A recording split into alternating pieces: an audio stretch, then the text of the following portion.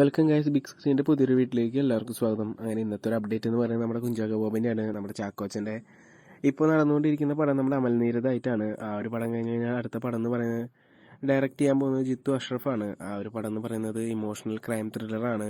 ഈ ഒരു കാറ്റഗറിയിൽ നമ്മുടെ ചാക്കോച്ചൻ ഇത് ആദ്യമായിട്ടാണെന്ന് തോന്നുന്നു.